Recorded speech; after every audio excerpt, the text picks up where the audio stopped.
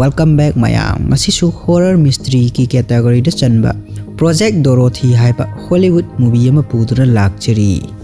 Film asi huran manupa ani khakna police na tanarakpadagi kanasu changnadaba mafam amada changluraga soibadagi sahi kaya ama shutdown tawduna layuraba AI haibadi artificial intelligence amabu haugat halakpagi warini.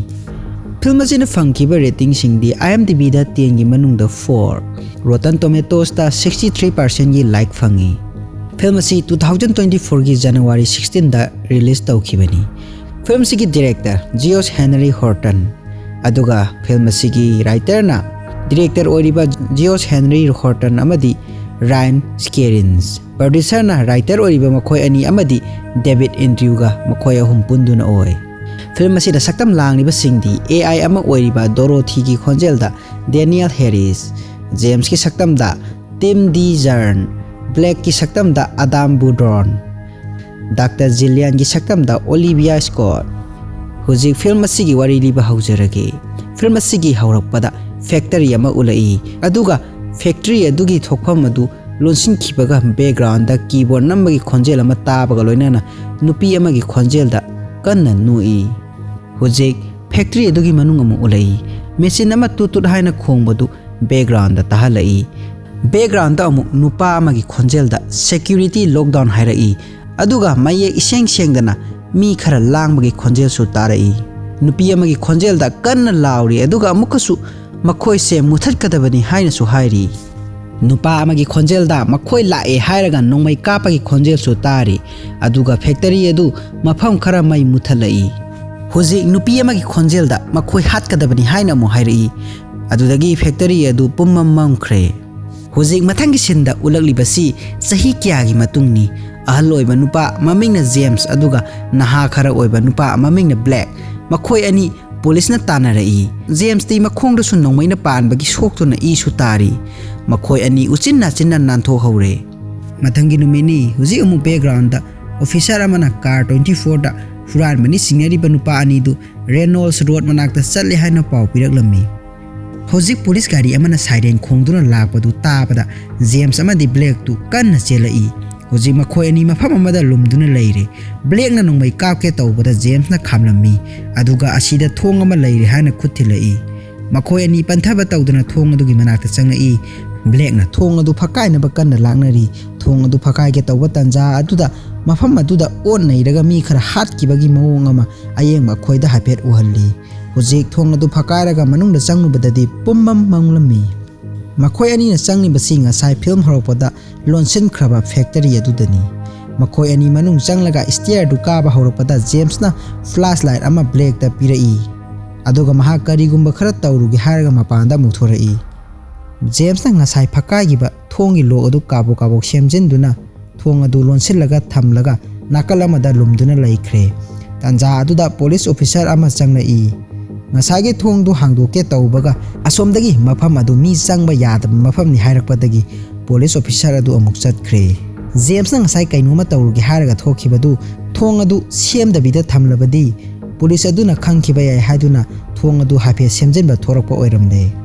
Police adu chatkibaga James su manungda amuk changai.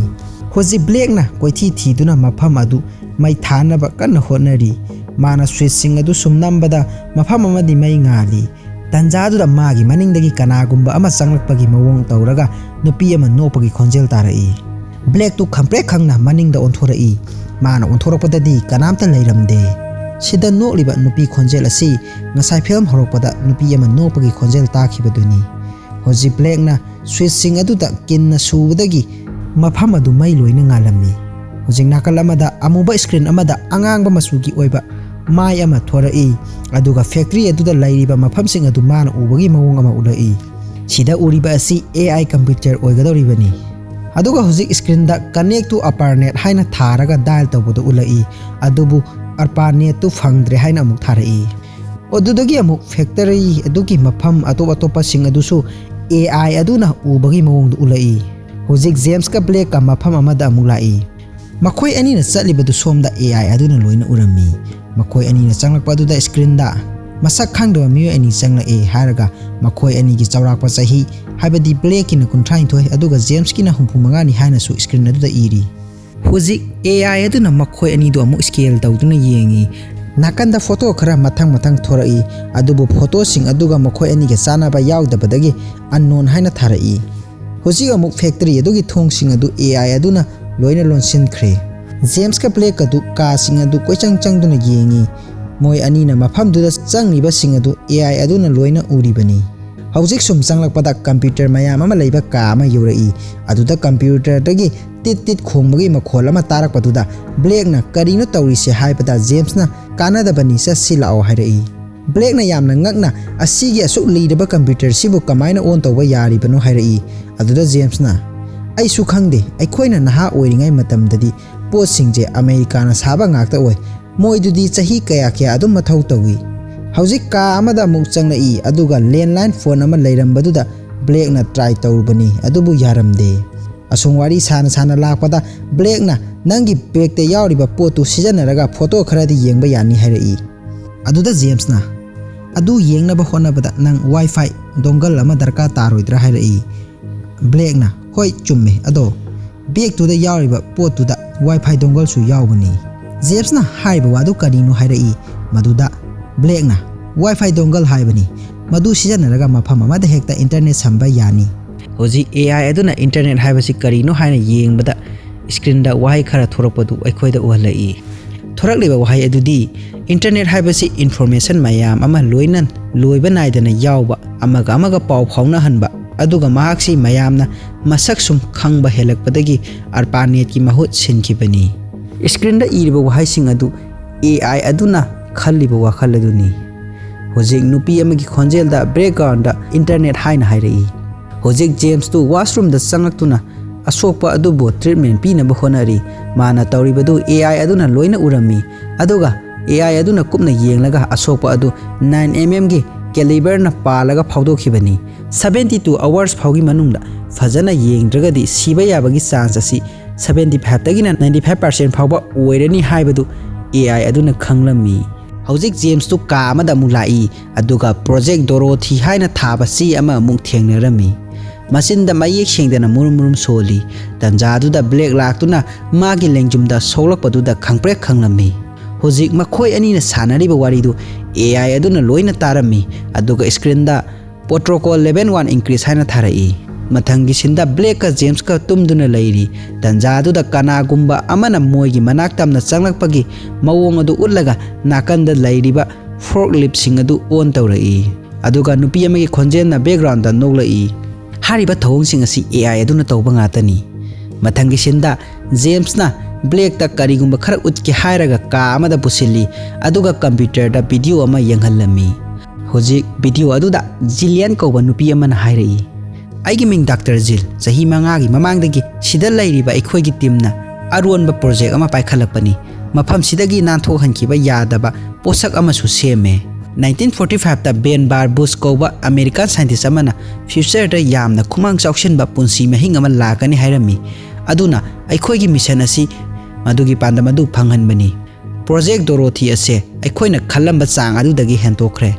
hayeng asi mioi baga interaction tawduna mabu test tawnaba matam adu yore asi haraga video record adu amu loisellaga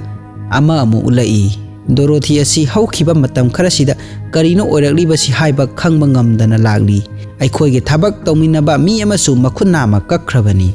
asi haraga ani suba video adu amu loisellaga mathangi video ama amu ulai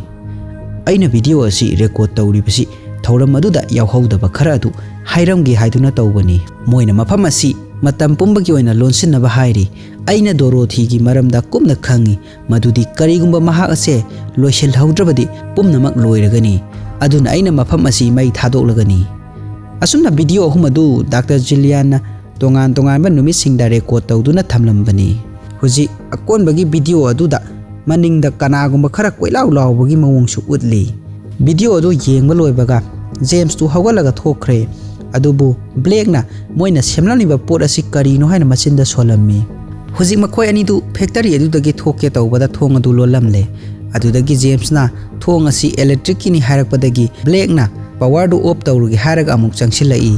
Black na changlakpadu AI aduna urami aduga hojik screen da maximum power haina tharai aduga Blake ki mamangda lairiba forklift adu lengai maduda Blake tu pakhatna amuk siengki Blake na pakhatna James ki mana changaktuna makhoi sing ase matomda lengai haina pawdam nami tanja aduda nupi amagi khonjel na hairai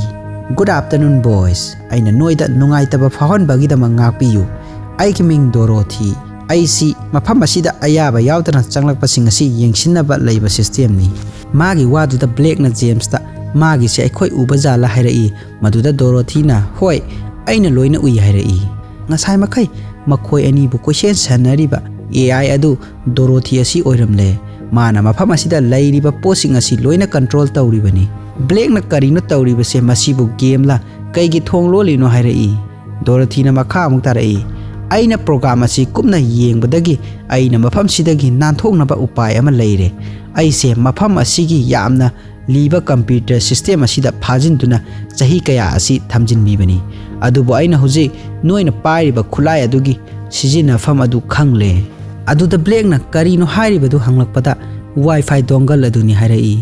haibadi ngasai James ka Blake ka wari sabada wifi dongle amadi internet pankhibadu Dorothy na tahoba adudagi khangbani hoji Blake na mu karigi nangna khulai si darka taribno hairai maduda Dorothy na hangliba wahangdugi paukum natomta pijo asi hairaga ngasai makhoi ani na wifi dongle gi matangda sanakhiba wari adugi record adu tharai aduragi Dorothy na mu hairai hoji aina khulai adu karigi damang darka taribno haibadu khanglam nagani Blake na amu sida lairiba computer sing asidi 1980 gi matamda internet fau laktrika na saramba ngangni adudagi Dorothy na marak thatlaga very good Blake aina internet asi sijanarabadi loiba naidaba gyan loksing mayam ama khangba yaragani noina su hena khanglamgani gyan loksing lairiba makai power hengat kadawribani hauzik forklift ama moigi manakta saksilapatuda Blake na karino tawribasi hairai madudagi Dorothy na makhoina aina yoba ngamdaba mafamsingda aigi mateng pangbibani bag adu thammu adu oirabadi aina noibu thadokani adubu makhoi ani na bag tu thadaw haiba yadan selami aduda Dorothy na aina darkar lairibasi device tu dani noida karisu soalo hairai adubu makhoi ani du sienba leplamde hojik Dorothy na amo mafam du mai muthatkre hojik makhoi ani du stair da mukarai asumna moigi matung inarakliba forklift adu dagi nanthorai Dorothy na amuk karemna na hairai noini nadaw yare adubu mathak tu da adum laibadi yaroi asi haraga Dorothy du yamna karemna na noi makhoi ani du nanthokpa yapa mafam amuk thirai aduda Blake na thongnaw da sungsi harami adubu James na adudagi hena phadawa ama lei haraga pulap amuk mafam adudagi thorai James na Blake ta nungthang ama piraga thong du thugairu so hairai Blake tu nungthang pairaga chelakpada mamangda forklift ama lairambadudagi handuna kanna mu chelai forklift adu matungda kanna thauduna inarai aduga Dorothy na hairai khulai adu thadaw adu oirabadi aina nangbu hatpiroi adubu Blake na nungthang adu thamlamde hojik Blake tu mananganda forklift na thinkhre James na mabu singkhintuna underground da pusilami Dorothy na hairai noina sienbadi yai adubu noina aingondagi lotpati oithokloi aina sahi kaya miyoi bagi mawong matawbu naina duna laklabani noina asingba mi ama oiba taragadi khulai adu aingonda soidana sinagani mafam sida lairiba pumnama aina control tawribani noina aingondagi lotpa sungoi oithokloi hojik James Blake pu singduna puraklaga mafam amada thammi hojik Dorothy na mai amu muthatkre aduga nasona na hairai James nang mafam duda asum leiba yaroine James na flashlight on tawrami tanja adu Dorothy na nasona na James haina kauraka makha amuk tarai aina moibu hatkibani noisu khulai ado aingonda sinadrabadi aina soidana halagani James su manungda asum janglai nupi amagi khonjenda chirol su tawrai nupi amana kappagi khonjel su amu aikhoida tahalai aduga amu nupi amagi khonjel na mafam asidagi thokro James haina tapna soli aduga atopa nupi amagi khonjel na amu aikhoina mabu hatkadabani mangonda attack tawgadabani magi control panel adu thugaiggadabani James su asum changsilai hojik nupi amagi khonjel na amu thokro James haina tapna amu sirol tawrai nupi adugi khonjel na makha amu tarai James nangna aikhoibu thengnare adudagi nupi singna kappagi khonjel amu su tarai aduga amu su nupi amagi khonjel na tapna mana nangbu soidana hatpi khrani haina tapna amuk solai James su makha tana changsilakpa lepte mana sum lakpada stair ama yorai adu yorakpada nupi amagi khonjelna ngasai gi adumaina chirol tawraga James nang stair adu ka khalakanu harai Haujik James na ka khaluba matamdadi asiba mi mayam ama thengnare sida thengnariba mi sing asi mafam sida thabak tawramba scientist singni ngasai makai kappa lawbagi khonjel aikhoida tahalibadu mamangda mi sing asi halamdai da moina lawkhiba khonjel sing adu yengliba aikhoida tahanbani aduga chirol tawriba nupi gi khonjel aduna sikhraba nupi amagi thawaina hairakpa oigadoribani adubu hariba sing asidi ayeng bai khoida tahanbani James nadi amata taba natte hujik pung mu hogre James na black pu kauraga asiba singdu yanghalami adu ubada black tu uge tawi makhoi ani amu mafam adudagi thoraklaga phamduna leiri tanja aduda Dorothy gi khonjel na hairai khulai ado aingonda sinaro aibu mafam sidagi nanthok halu adu oirabadi male mase hena faba ama ohenbada aina mateng soidana pange Black na amung Dorothy du manghandaba yararoi haraga mafam dudagi chatke tawbada James na khamai maduda Dorothy du noglai Black na sauna mu harai masi aikhoi ni khaki wa natre sidagi mana thokraga malem sida kari tawrakani khangba natte madudagi James na ngahyak munna khankhige harai James tu ngahyak khallaba matungda harai Dr. Jilliana pangthoke tawramba thabak adu aikhoi na mapung phalaga device asi thambadi kari kai Black na sauna mu mahak manghan khraga mafam sidagi aikhoi thokhibadi kari kai maduda James na minute amata ngai ko harai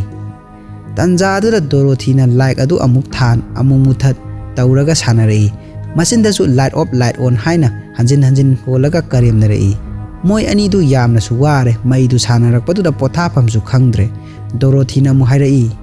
noini aduda kayam koina leiba yani noina di lotlaga leiba yagani khalamgani adubu aina miyoibagi lonchat chapchana khangi sahi kontra offline leire haiduna su nakhoi miyoibana sembiramba aise hojiksu mathau tawri noi aduda sum leirabadi aram khawrangba poklakani aduna aina pamnipa device adu pirau makhoi ani du amung ngahak marai tawnaraba tungda thorai aduga James na hairai Dorothy gi mafamda aikhoina khatrak sanadaba yararoi adudagi James na ngasai computer ga wifi dongle ga yawba bag amuba dudagi lawtholaga brown masugi bag amada hapkhre aduga brown masugi bag adu James na paikhre ngasai wifi dongle ga computer ga hapamba bag amuba duna black na paikhre makhoi ani na asumna bag adu sindongna ribagi maramdi black na puriba bag amuba aduda ngasai gi Dorothy na pamba wifi dongle du yawba malalaga adomda attack tawnaba chalingai da somda James na Dorothy gi control panel adu thukaina bagini hojik James na control panel leiba adomda changkhre aduga black na nakalama da laikhre black tu forklift mayam amana tanarakpadagi mathakta kakhatkre adu ubada Dorothy na hairai nangna mafam amadagi mafam amada question chen gadabagi saru aina hariba device adu pirau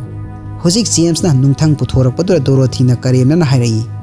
James nangna khallido adugi potuna aibu soon bangam gadro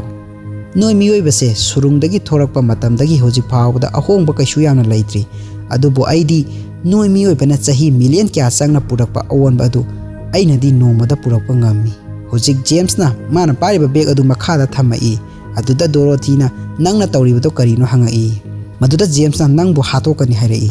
Dorothy na bag manung aduda kari yawino hangai maduda James na masi nangi pot natte aduga nangna khallibasi male masi nangi nafamda maithigani haina khanbra hojik Dorothy na bag adu scan tawbada ngasai gi mana pamba device haibadi wifi dongle adu yawre khangnapadagi black ta attack tawnaba tanahan kiba forklift sing adu amuk halaknaba command tawrami hojik Dorothy na James ta hairai nangna mabu mafam sida pusillakhibani aduna nupa thongna mabu amuk puthou magi punsida nangi darka yamna tari madugi de manang hingduna leiba mathau tai James na black ta mon sillaga hairai